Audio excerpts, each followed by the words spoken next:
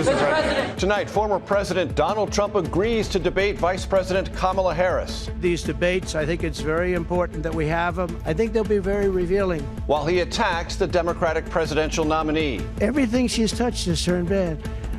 She's incompetent. How Harris is responding. We're not falling for these folks who are trying to divide us, trying to separate us, trying to pull us apart. The CBS Evening News starts now. Good evening, everyone. I'm Major Garrett in for Nora. America will see Donald Trump and Kamala Harris on the debate stage just over a month from now. Late this afternoon, both nominees agreed to hold their first debate on September 10th, with more debates possible. The former president was the first to break the news at a Mar-a-Lago press conference this afternoon. That's where he blamed Harris for everything from high prices to illegal immigration to the supposed decline of San Francisco. CBS's Caitlin Huey-Burns was in the room asking questions, and she starts us off tonight from West Palm Beach, Florida. If she becomes president, our country is going to be a giant fail. In an hour-long press conference at his Mar-a-Lago resort today, former President Trump aimed to knock Vice President Kamala Harris out of the headlines. How have you recalibrated your strategy to compete against Harris? I haven't recalibrated strategy at all. It's the same policies, open borders, weak on crime. I think she's worse than Biden. And he called her out for not taking questions directly from reporters since she became the nominee. She doesn't know how to do a news conference. She's not smart enough to do a news conference.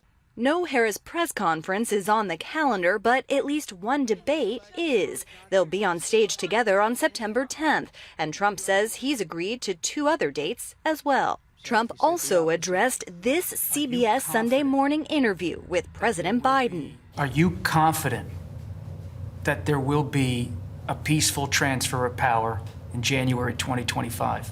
If Trump wins, no, I'm not confident at all. I mean, if Trump loses, I'm not confident at all.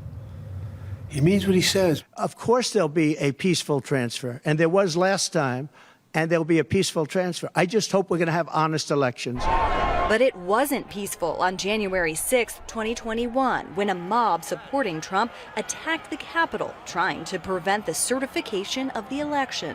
He falsely inflated the number of migrant encounters at the border over the last 4 years, more than doubling the actual total of 8 million. 20 million people came over the border during the Biden-Harris administration. 20 million people. And it could be very much higher than that. We are going to start the largest mass deportation in the history of our country. Harris continues to focus on battleground states and voters, meeting with UAW members in Detroit. I'm glad that he's finally agreed to a debate on September 10th. I'm looking forward to it and hope he shows up. Harris will head to the border state of Arizona for a rally on Friday.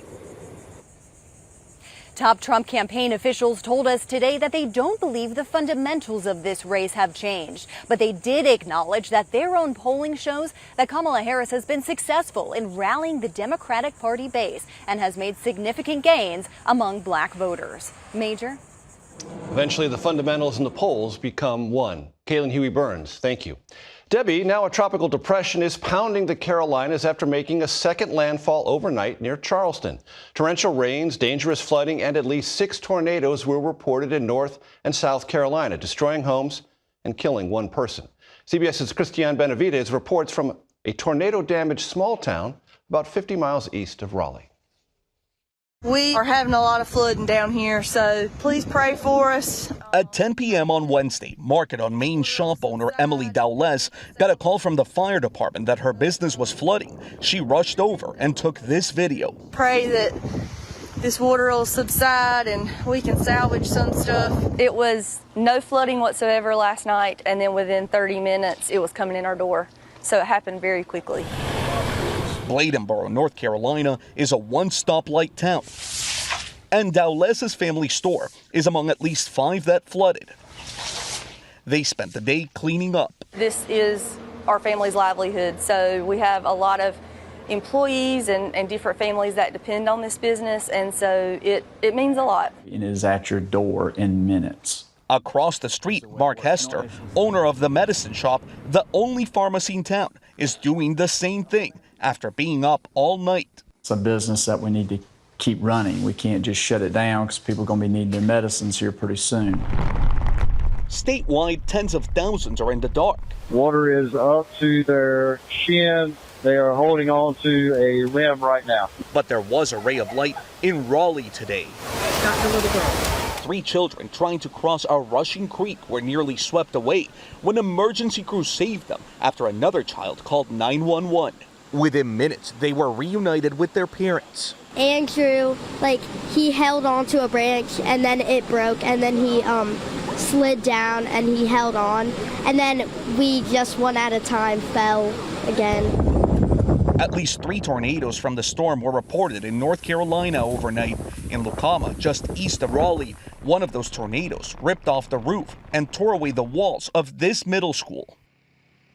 That same tornado which ripped through that middle school also killed a man in this home right behind me. His neighbors rushed in, trying to help, but they couldn't. A search and rescue team recovered his body this morning. The flood threat in North Carolina continues into next week. And right here, where we're at, we're still under a tornado watch.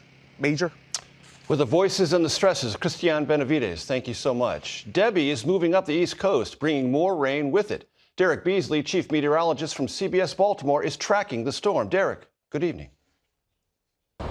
Major, of course, we're continuing to track now tropical depression, Debbie, that has been causing problems across the southeast here over the past couple of days. Now it's the mid-Atlantic and northeast United States turn as it continues to head its way off towards the north.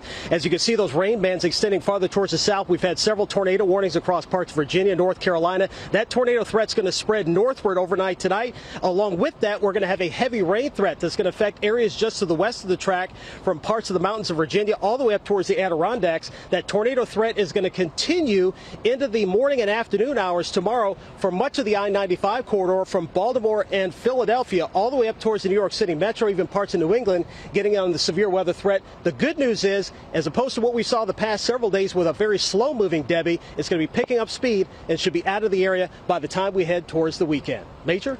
Derek Beasley, thank you so much. CBS News has obtained new body cam video of the moment local police confronted a would-be assassin just before he opened fire on former President Trump last month. There's no audio on this part, but you see an officer with the Butler Township Police Department signaling for a boost so he can check out the roof where we now know the gunman was positioned. The officer grabs onto the ledge, hanging on for about 2 seconds before he drops down and takes off running. Moments later, he is back at his patrol car describing what he saw. This close, bro. Dude, he turned around on me. He's straight up. A Secret Service sniper shot and killed the gunman seconds after he opened fire. Tonight, CBS News has learned more about the plot to attack a Taylor Swift concert in Vienna, Austria. The suspect, who was planning an attack outside the concert, told investigators he was prepared to die with the intent to kill as many fans as possible. More now from CBS's Nicole Skanga. Welcome to the Eras Tour. The world's highest grossing tour in music history, stopped in its tracks by a terror threat. Authorities say this 19-year-old suspect pledged allegiance to the Islamic State last month and planned to pose as police, driving a bomb-filled car into crowds outside the stadium before attacking fans with knives. Zusammengefasst kann man sagen, die Lage war ernst. Austria's interior minister called the situation serious, saying a tragedy was prevented. Police say they combed through the teen's home and found machetes, knives, timers, and explosives. They also found bomb-making materials, according to a source familiar with the investigation, plus an emergency siren. Investigators believed that device would be used to get through security, with suspects disguised as law enforcement. Also in custody, a 17-year-old alleged accomplice who was working for a contractor at the concert venue. Today, throngs of fans took to the streets in solidarity. Would-be concert-goers shaking it off, gifting friendship bracelets to police officers. Even without the shows, Austria's Taylor Nation still singing her lyrics in defiance.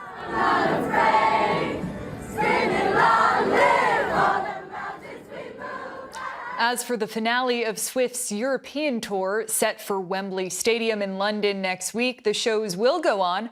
British authorities say there's no indication of any threat to her UK performances. Major. Stay calm and Swift on. Nicole Skenga, thanks so very much. President Biden called the governor of Hawaii and the mayor of Maui County today to mark 1 year since those horrific wildfires ravaged Maui. More than 100 people were killed and the town of Lahaina nearly wiped out. CBS's Jonathan Vigliotti has done extensive reporting on the disaster and recovery and has this update. In Lahaina today, a uniquely Hawaiian ceremony. Hundreds paddling out, honoring the memories of the 102 people who died. Their community, their way of life, ripped apart by the nation's deadliest wildfire in more than a century. The haunting images of burned out cars along historic Front Street are gone.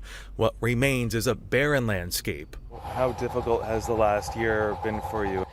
You know, we've got some good days, some bad days.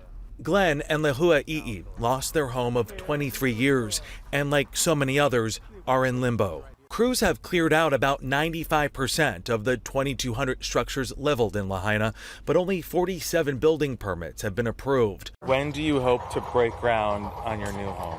We have no idea now. Hawaii's governor acknowledged the frustration as he preaches patience. How do you comfort people who have lost so much? We are all aware that we were heartbroken. The first year was survival, and we turned the corner. We start talking more about rebuilding. He admits Lahaina will never look the same given two potential climate-driven threats, rising sea levels and the risk of another wildfire.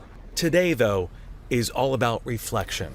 You lost so much, but you have your family. But we have one another, we have our family. And there's so many other people lost their families. Their family. You know. I always try to hide my emotions, but when I looking at her,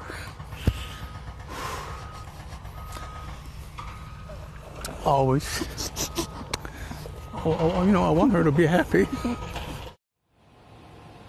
And a lack of housing has added to the pain. The EEs have moved 6 times in the last year. New housing was unveiled yesterday, and now there's a debate to turn vacation rentals into long-term housing. Major, the governor saying it's important to prioritize survivors.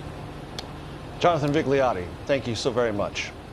Good news on the U.S. economy, including stronger than expected corporate earnings and lower than expected jobless claims, added up to the strongest day for the S&P 500 since 2022. The Dow posted impressive gains, while the NASDAQ and the S&P jumped by more than 2%, nearly wiping out the losses from Monday's sharp sell-off. The nationwide listeria outbreak linked to deli meats has claimed more victims. The details next. U.S. health officials gave an update today on the listeria outbreak linked to Boar's Head deli products. A third person has died and 9 additional cases have been reported, bringing the total to 43. Boar's Head has recalled more than 7 million pounds of deli meats nationwide. Costco is cracking down on shoppers who don't pay for memberships. Costco members will now be required to scan their cards before entering all stores, while guests will only be allowed inside with a valid Costco member. The move comes as the retail giant is boosting its membership fees next month for the first time since 2017. Eye on America is next with the age-old question about retirement. How much money do you need?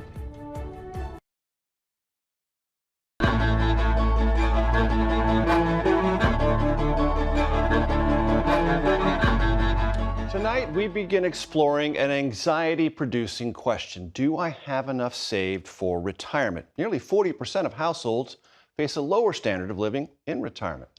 Over the next few months, Eye on America will examine the uncertainties of retirement and retirement planning. And we start with Jill Schlesinger and a couple in Florida who had retired but are now back on the job.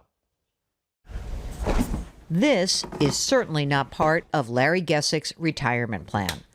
The 77-year-old electrician by trade leaves at 5:30 a.m. and heads for his part-time job unloading trailers at a local supermarket in St. Petersburg, Florida, for $14.75 an hour. His wife, Joyce, 66, prepares for her workday, making $14 an hour as a full-time legal administrator. It's not really a retirement. What is it? It's working every day. The Gessiks came out of retirement not because they wanted to, but because they had to, and are among the 11 million Americans, 1 in 5 over 65, who are still working. It's hard, 77, still busting my butt. So I call it the work, retire, repeat syndrome. Labor economist Teresa Ghilarducci says work is the new retirement. More than half of the people who are retired right now do not have enough money to be retired. Who's to blame for all of this? I blame policymakers who experimented with our retirement system 40 years ago, and they are not saying the experiment failed. That experiment is what we know today as the 401k, named after part of a 1978 law that offered companies an alternative to the traditional pension plan. The thought was that Americans just need a little bit of financial literacy and they can just save on their own. But in fact, many of today's older workers were never taught enough about saving and investing for retirement. I grew up on a farm. Nobody there instructed any of us to put money aside and make your own way later on down the road. Whether you're past 65 like the Gessiks or almost their ages, there are a few rules of the road to keep in mind. Basically, everyone needs a plan. First, figure out when it's best to claim Social Security. Next, fund an emergency reserve. Still working? Set aside 6 to 12 months worth of living expenses. Already retired? Make it 1 to 2 years worth. And keep that reserve in a safe, easily accessible interest-bearing account. Like many working Americans, the Gessiks were more doers than savers. They drained their 401ks. I think to us it felt more like a savings account than to focus on, I need to have this piled up to actually live on. They have a mortgage, a car loan, and are paying down about $12,000 in other debt. But even with Social Security, some old pension funds, and their paychecks, money is tight. All these expenses and the debt pay down leaves you with very little money every month, right? Yes. How much is that? $50.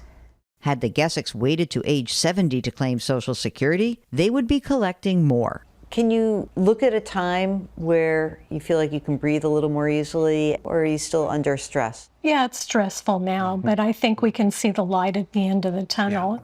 Getting there won't be easy. For Eye on America, Jill Schlesinger in St. Petersburg, Florida.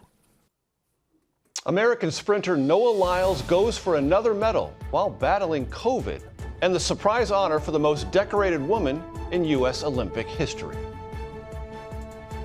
Tonight's Eye on America is sponsored by Prudential, protecting retirement and your life's work.